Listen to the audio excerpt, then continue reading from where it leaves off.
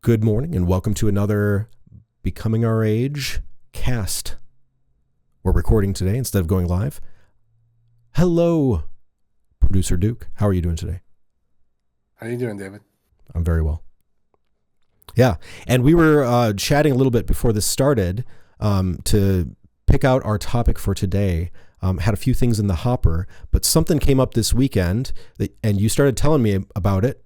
And it sounded like an interesting discussion around parenting. So, do you want to kick us off? Yeah, I was just telling you about this event that happened at the Marlins and Phillies game, and here in Miami, actually, I believe. Um, Many of you have probably seen this. It's been all over social media all weekend. There was an incident where a woman accosted a man she claimed had taken a ball that rightfully belonged to her. And the man, under duress, agreed to give the ball back, took the ball from his son, who he had given it to, and gave it back to this woman. Um, it's been quite an interesting thing to watch play out. Like, the amount of attention it's gotten has been really surprising. It's also really surprising that it happened at all because, I mean, there's hundreds and hundreds of home runs, thousands probably, across Major League Baseball every year. And these kind of events don't happen very often because there's generally understood how the etiquette works. When the ball is loose in the stands. It's just whoever gets to it. If you get a hand on it and have it firm, like, someone shouldn't be able to just wrestle it away from you. Yep. But, like, if you don't have a good grip on it or you don't have it in your hand, like, if it touches you, that doesn't mean it's yours. Like, if it lands in your seat, that doesn't make it yours. So to see her even have the temerity to go over to someone else who got the ball and try and argue why she deserves it more, especially in light of him having given it to his son, she could see it was very surprising behavior, to be sure. But the debate that really interested me was whether or not the father should have given the ball back to this woman, because of, is he rewarding her behavior by conceding ground? Is he setting a good example to his son of which battles are worth fighting and which ones are not? And I thought that would be an interesting ground to discuss today with you, David. Yeah, that's very interesting. As you know, I don't stay on top of these things contemporaneously. Mostly, right? I catch up after the fact. And your life is probably much better for it.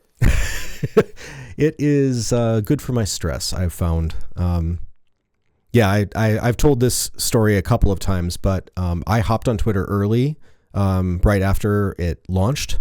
And in 2012, I went, oh, I'm not liking who I'm becoming. And so then I got off Twitter back in 2012. And I'm not going to say I haven't used it since. But I was off Twitter for 3 years, and then I came back for a little bit, and then I was off again for another 7 or so, because I realized that the combination of things I was interested in made for a toxic soup on Twitter. And I had a blast, but other people did not experience me that way. So, okay. Yeah. So being off of Twitter, being off of Facebook, I kind of miss out on a lot of these trends. I catch them when they show up on YouTube Shorts or when they show up on YouTube in general, but generally not before that. Well, this is interesting. Again, like you said, there's so many home runs, and the etiquette's well understood. Do we know what prompted this approach? What possible justification would she have to claim that it was her ball? It landed in the seat. It's hard to tell from the broadcast because it's so far away, but it appears to land maybe in the seat next to her or in her row. It appeared, from my guess, is it looked like it landed next to the man who was with her on the other side of her. So it was like she's here, he's here, and then there's an empty seat here. And I appeared to land and hit that seat because the person seated behind them was like going like this, like they were Flinching recoiling away from a ball that was about to hit them. Okay. But did not get hit. And so it looked like it must have hit that seat and then bounced around and rolled and dropped down to the next row of seats, which is where this man was seated. And he had come over, as is often the case. He had walked over and his aisle was empty. Yep. And so when it bounced down to the row to where he was standing, she leaned over the chair to try and grab it, and he reached and got it. And another guy had come from the other side and had tried to reach at it, and he got it and was like, "Yes, I got it," and like walked away. It's a scene you've seen play out thousands of times. If you've ever watched any baseball in your life, absolutely, this happens all the time. And the other thing, so back to the etiquette, like the standard etiquette, and it's not as rigid as that, as the first come first serve ball rule, is baseball games are for kids. Like if you there's so many videos you can find online of people who catch a ball and they're like, where's the nearest child? Yes. Who will enjoy this way more than I will. Because Yes. this is a dollar baseball or whatever it is. It's not that big of a deal to an adult. But it's formative for a child. Their entire day. That's a memory that they'll have going the time they got a baseball at the baseball game. It's something they'll remember for the rest of their life. Yep, absolutely. And it's something that kid will remember for the rest of their life is the time that he was accosted, and him and his dad were accosted at the baseball game. Mm-hmm. And so it's really striking to see that kind of like I said, it's not just it wasn't some teenage kid who like got a hold of it and like ripped it out of her hand, or like it was like he appears to have got it clean. It's a little hard to tell with the seats, but like her arm wasn't where his arm was. So it looked like he had just gotten there a few inches ahead of her. Got it. And so she comes down to his aisle and walks all the way over to him. He's like all the way down. And he doesn't even see her coming. So in the video, it's almost comical because he's like here holding his son, and she comes up, and he turns and looks, and it's like he's not expecting someone to be here. Mm-hmm. And he's like, "Whoa!" Like what? Like he has this big reaction. And I think that makes a difference too, because if it's something where like if you see someone coming to confront you, you kind of prepare yourself mentally to like be in a confrontation and stand and decide what stance, like how far am I willing to go. Yeah. Mm-hmm. To keep this ball. Yep. Where it was kind of just sprung on him. And again, it's not a man. It's not someone that he feels like has more of a physical confrontation with. He can't, if things get physical, if he tries to grab it from him, he's kind of limited in what he can do as a man to this woman in big public space, especially. Yeah. Like a man's not supposed to just throw a woman around like that. So I do think it is a difficult situation. There are some mitigating factors as far as him standing up for himself, but yeah, absolutely. Ultimately, I think it is important to teach your kids, like, where did you draw the line of what's worth fighting for and what's not? Some things are worth fighting for, and some things are worth dying for, and they're not the same things. Yes. Yeah. Agreed. Yeah. It's a fascinating thing. So was she after him mostly, or did she go after the kid too? No, she didn't ever address the kid. Good. He pointed to the fact that he's like, I gave, like, my son has it. He has it in his glove. Yeah. She stays completely focused on him, and he like takes it out of his glove and hands it to her and is like, whatever. Like, he literally does this, like, whatever, man. Like, if it's this important to you, go ahead. But yeah. You'll have to watch the video sometime. It's really strange. There's like a couple of videos that have come out now of cell phone videos of people who happen to catch pieces of the confrontation, and you can kind of hear some of what she's saying. You can kind of see a little bit more like 360-degree view. And it hasn't really gotten any better. Like, it doesn't make it make more sense. None of it makes it more sensible. It's not like we were missing some big piece of the puzzle. It's just very strange. Yeah. Well, okay. So very interesting. So she comes after him. It appears that she's in the wrong based on the etiquette.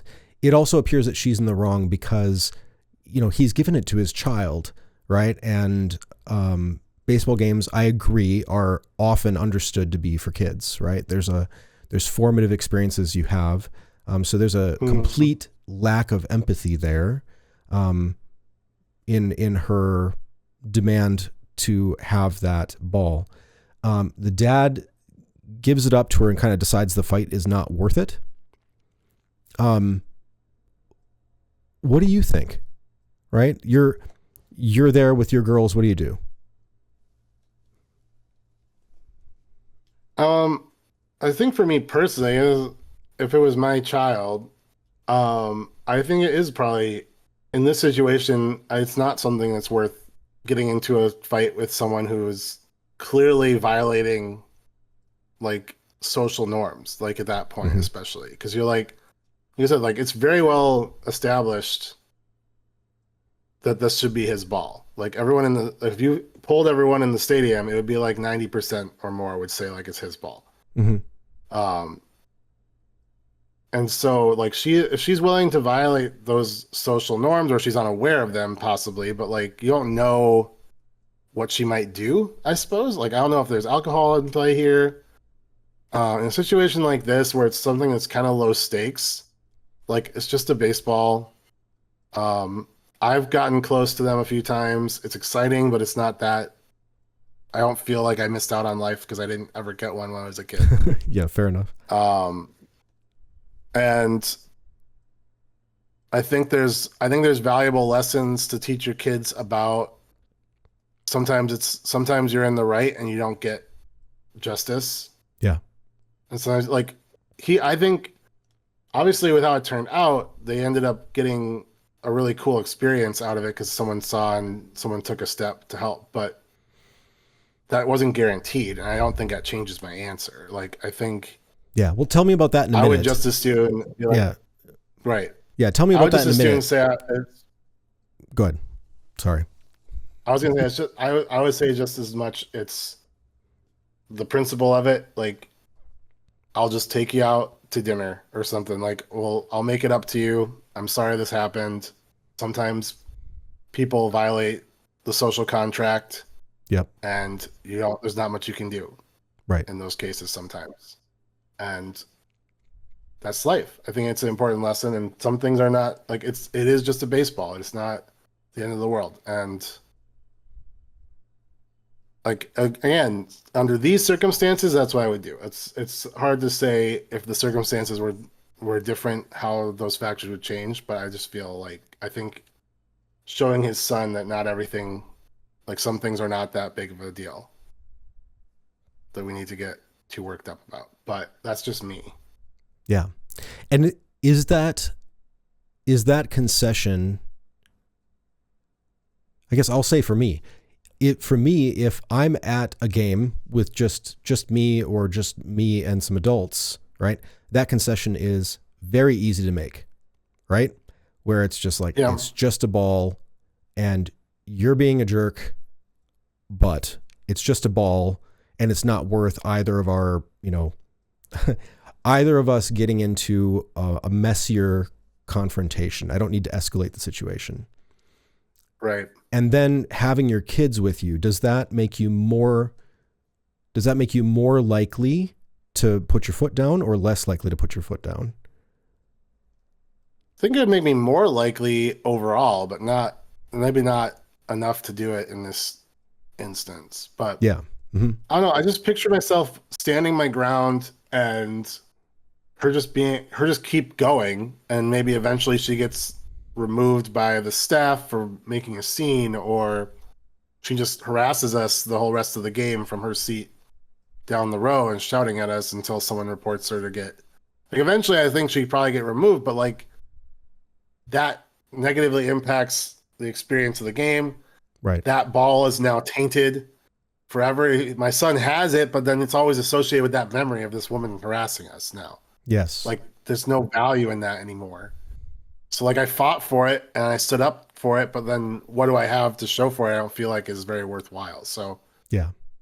Well, and the thing that you would have that's worthwhile is the lesson of you do not give in to people who are willing to break the social contract and be abusive for their own selfish ends, right?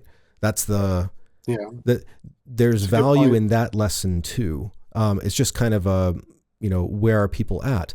Also too, where your child is at, right? So if your child tends to be defiant and confrontational and aggressive, you may decide, who knows, adrenaline in the moment, maybe you're only deciding on yourself, right?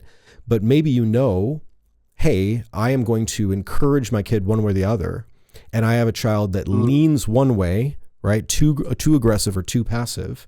And so yeah, I am going to show them the counterbalance, right? Um, that's a really good point. If your child's getting bullied in school or something, mhm. it might be really helpful to them to stand up for Yeah. them in that situation. Yeah. What a fascinating situation to consider. So I'm generally with you. I think give up the ball, because people are so much more likely these days to get violent for no good reason at all. And Yeah, and as much as I would rather my kids don't see me give up something to somebody who's completely out of line, I really don't want them to go on a trip with me to the hospital because somebody played the knockout game with me, right? yeah, Um, and I've had similar. It sounds a little goofy, but I have had experiences where essentially I got mugged, property was stolen from me. I was struck, property was stolen from me, and then when I protested, they insisted I fight them, and I realized, oh, I walk away without my property, right?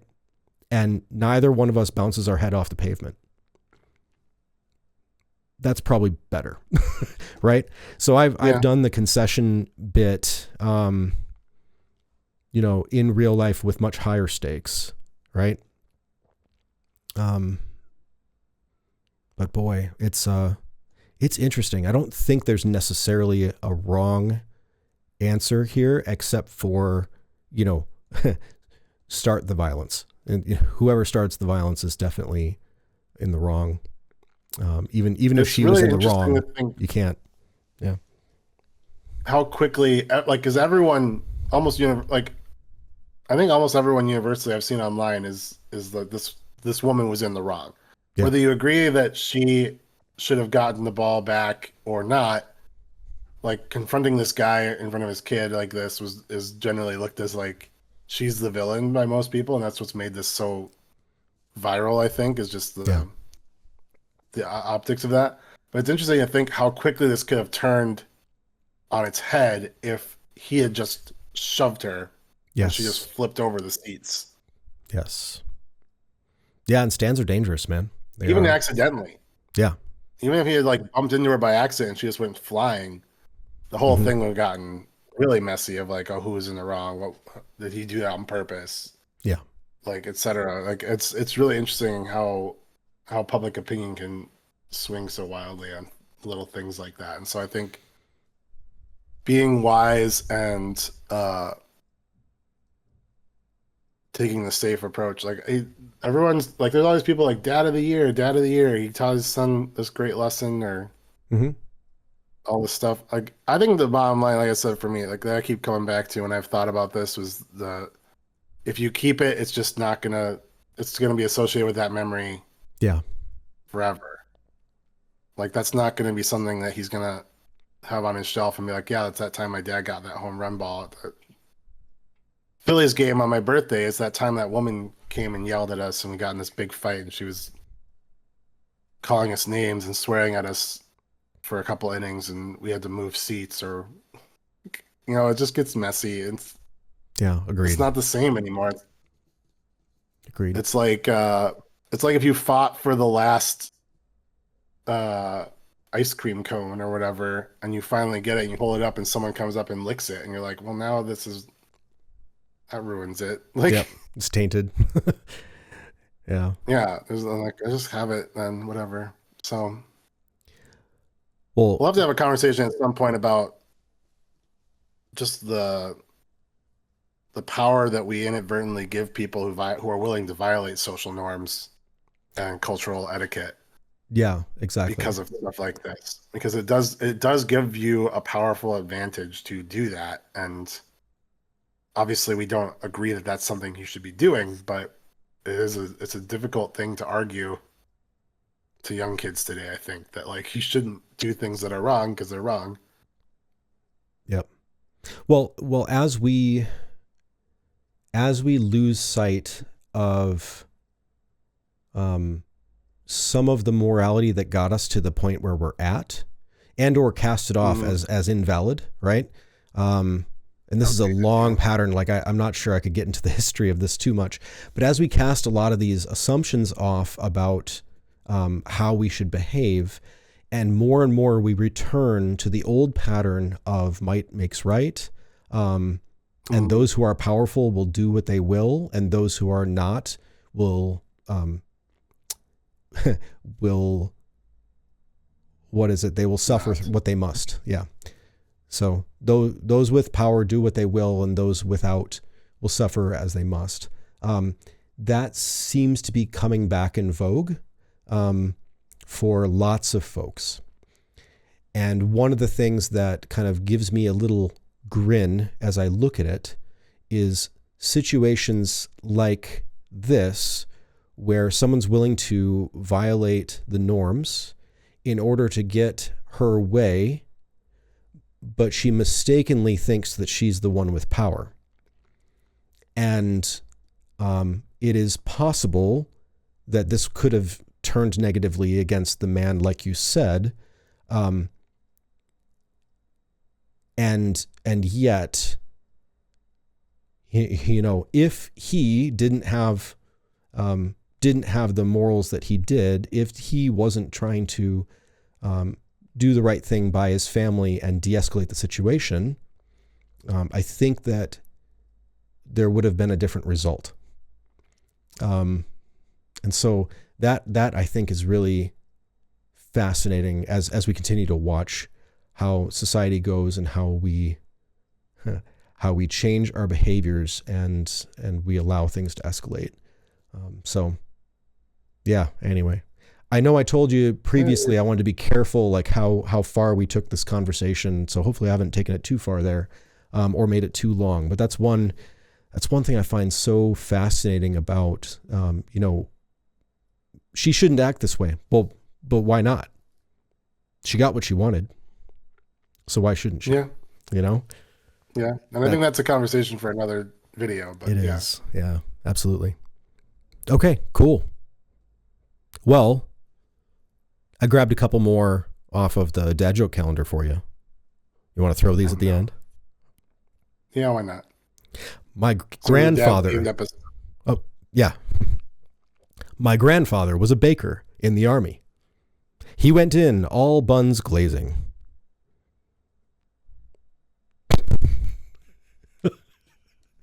Okay. And what do you call a caveman who is walking very slowly? A Neanderthal. Neanderthal. Right. These are really terrible, but good enough to tell you, as it turns out. Oh, well, I'm glad that we found that sweet spot for you. All right. Well, this has been BOAcast with David and producer Duke. Thanks for being here. Let us know what you think. If you want to have us look a little bit more into this, feel free to comment on it. Are we wrong? How would you approach this? And obviously, you know, hit the algorithm buttons if you want to see more of our stuff. Cheers, folks.